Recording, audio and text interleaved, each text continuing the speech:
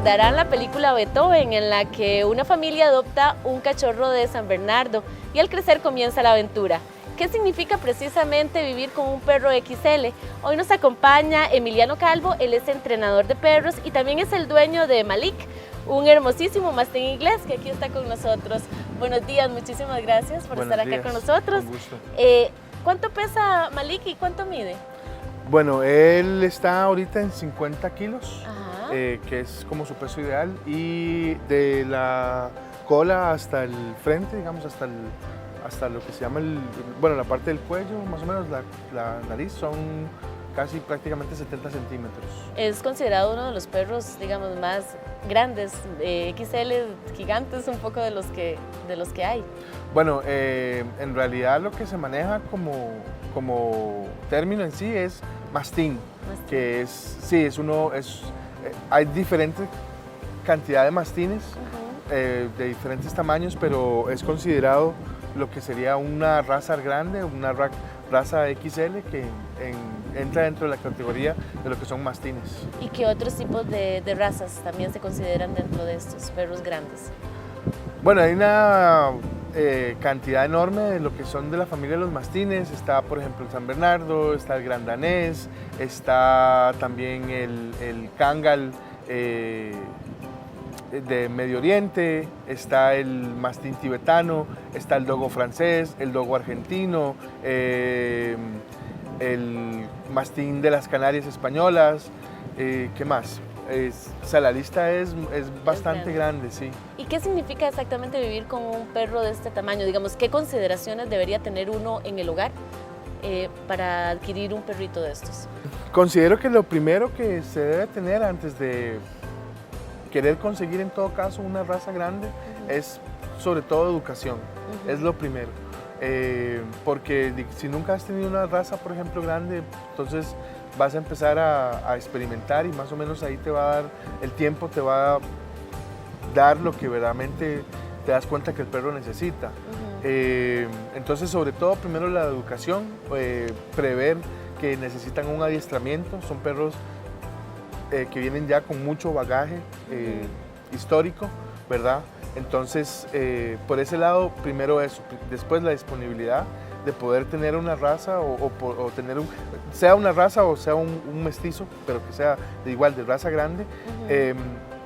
No necesariamente es tanto el espacio, no significa que no puedan vivir en espacios como pequeños, pero es más que todo como la calidad y el tiempo que le puedes dar al perro. Eso le iba a preguntar porque la mayoría de las casas ahora pues tienen o patios pequeñitos o mucha gente vive en apartamentos, entonces un perro de estos tan grande que necesita moverse, ¿sí pueden vivir en este tipo de espacios entonces? Sí, inclusive digamos en muchos lugares en Europa pues este tipo de perro ya ha sido adecuado no adecuado, perdón, sino más bien ha sido llevado como a ciudades. El caso, por ejemplo, del dogo francés, que es también un moloso. Entonces, es necesario sobre todo ver la calidad y, como te decía antes, la educación que uno va a tener con el perro para prevenir, por ejemplo, cosas como si vivís en un lugar cerrado, ¿cómo lo vas a mantener? ¿Qué calidad, tiempo le puedes dar en el espacio? Y prever en todo caso que uno tiene que por lo menos sacarle mínimo una hora al día para poder sacarlo, ¿verdad? Entonces hablamos, bueno, de un espacio adecuado, pero también de tiempo especialmente y el presupuesto, porque la alimentación obviamente come más que un perro pequeñito. Sí, en ese caso, digamos, siempre es también necesario, ya que lo mencionas, tener un contacto previo con la persona, no es solamente comprar un perro, por ejemplo, y eso no es solamente con las razas grandes, es en general, pero bueno, ya que estamos hablando de razas grandes, no es solamente comprar un perro, sino es tener un vínculo con la persona que en todo caso te lo está ofreciendo o de la persona que lo querés comprar. De esta manera te aseguras, por ejemplo, que tenés una comunicación directa, que tenés un bagaje de la familia de él, que te pueden comentar o te pueden hablar sobre problemas, son los que más te pueden ayudar a educarte sobre el tema, también sobre el perro, y ahí va implicado lo que sería la alimentación. Generalmente los perros lastimosamente de criadero son los que comen, digamos, un alimento en específico. Entonces, la persona que, por ejemplo, donde lo vas a adquirir, es la persona que te puede decir qué tipo de alimentación debe llevar. Generalmente, los perros de este tipo de raza, o mastines, comen una alimentación, o tienen una alimentación que les ayuda a crecer bien, que es lo importante por su tipo de huesos, por sus intestinos y todo esto por el estilo. Pero sí es, digamos, si come más que un perrito pequeño. Sí, obviamente sí.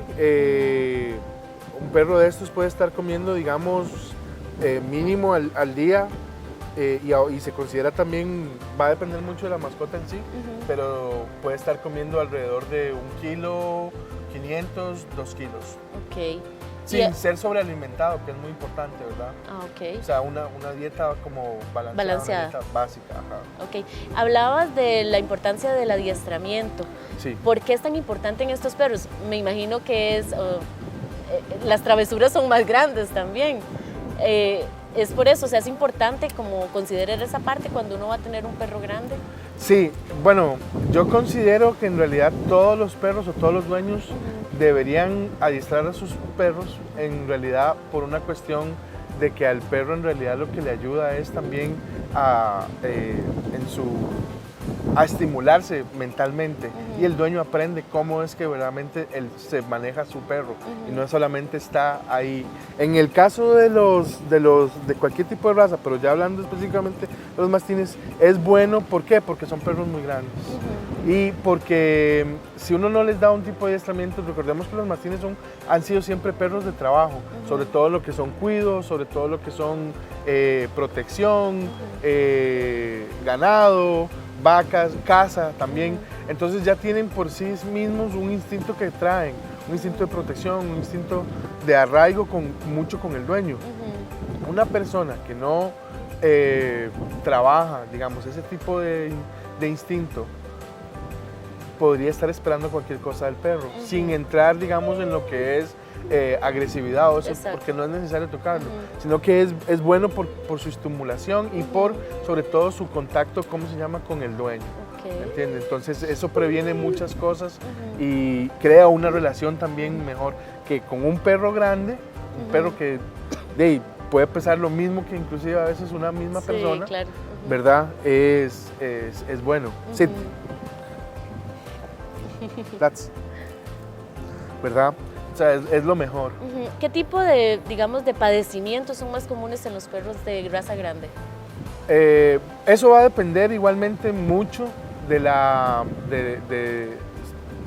que decía antes, depende mucho de dónde viene el perro, de dónde estás consiguiendo el perro, ¿verdad? Porque si su familia, por ejemplo, viene que ha tenido displasia de caderas, o problemas en los codos, o problemas internos, anémicos, cosas por el estilo, eso se puede traspasar. Entonces eso es una muy buena pregunta. En realidad, con lo que hay que tener mucho cuidado con las razas grandes desde el principio, cuando son pequeños, es simplemente en su crecimiento, porque hay que cuidarle mucho lo que son sus extremidades. Un perro de raza grande que se empieza a ejercitar o se sobreejercita, porque muchas personas piensan que como es muy grandote, entonces hay que sobreejercitarlo para que se canse, pero en el crecimiento eso le puede afectar, por ejemplo, sus extremidades, como sus codos. Claro. Ellos tienen mucho peso y donde más apoyan su peso son en las patas igual delanteras, ¿verdad? Entonces pueden llegar a tener, si no se cuida bien, una displasia de codos, una artritis que luego va a ser un problema porque efectivamente el peso y el tamaño del perro. La displasia de cadera común, no solamente en razas, digamos, molosas, sino inclusive en razas más pequeñas, como por ejemplo el golden o ese tipo de perros, ya es una problemática, por el tipo de salto, por el tipo de dinámica que ellos manejan. Eso por un lado. También hay que tener mucho cuidado con lo que es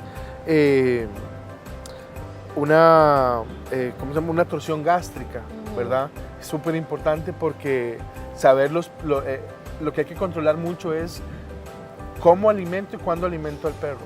¿Okay? Por ejemplo, un perro de este tamaño, o en general, los perros pequeños no tienen tanto problema, pero en las razas ya medianas o grandes es importante saber que un perro no se debe ejercitar, por ejemplo, antes de ir a sacarlo a pasear, por lo menos una hora antes. Eso quiere decir que si yo lo saco a las 10, le doy de comer a las 9, y de las 9 a las 10 yo lo dejo que él esté relajado y esté tranquilo, que haga su digestión. Exacto. Posteriormente lo saco, y si por ejemplo es al contrario, ok, salí a jugar primero, entonces salí a las 8 de la mañana, no llego inmediatamente a las 9 y le doy de comer.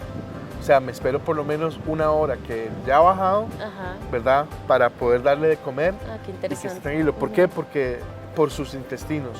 Y también, por ejemplo, no solo con la comida, sino también con el beber agua. Porque cuando ellos comen, como son tan grandes, y también a veces el alimento que se les pone no es proporcional a su boca. Sí, entonces lo que tienden a hacer es tragar aire. Eso produce que su intestino, sus estómagos se ensanchen, y si están en movimiento cuando eso ha pasado, se puede dar lo que es una torsión gástrica. Y eso es un problema, porque los síntomas empiezan a ser, se pueden ver, no son inmediatos.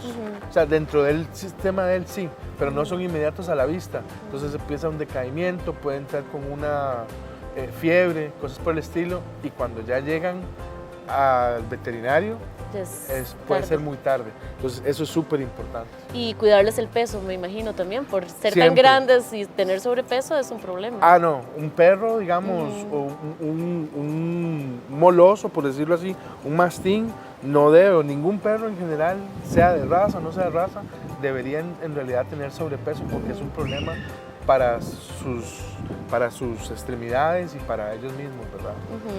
¿Qué pasa cuando queremos sacarlos a pasear? ¿Qué deberemos considerar? ¿Cómo debemos llevarlos? ¿O qué cuidados adicionales tenemos que tener? Bueno, siempre, volviendo al principio, es conocer a su perro. Cómo se comporta él con otros perros. Más bien, como digamos, si lo saco y yo lo suelto, sé que me va a responder, sé que va a volver cuando yo se lo indique, cómo va a actuar con otros perros, si hay niños presentes, porque al contrario, muchas personas piensan que es como, se asustan cuando los ven tan grandes, pero más bien son afiables a jugar mucho con niños. Lo que pasa es que son muy toscos, porque son muy grandes, ¿verdad? Entonces eso sí hay que tener mucho cuidado. Siempre, por ejemplo, llevarle un treat, algo que le interesa al perro, agua, es importante, llevar una buena correa o amarra, por ejemplo, un buen material que sepa que va a sostener al perro, ¿verdad? Siempre tenerlos igual amarrados cuando se van a cruzar calles, cuando se va a entrar en un espacio de juego, etcétera, etcétera, etcétera. Bueno, no, muchísimas gracias entonces, Emiliano, por contarnos un poco, ¿verdad? Que son esos puntos a considerar para tener un perro XL en nuestras casas. Y muchísimas gracias por estar acá. Con gusto, es un placer.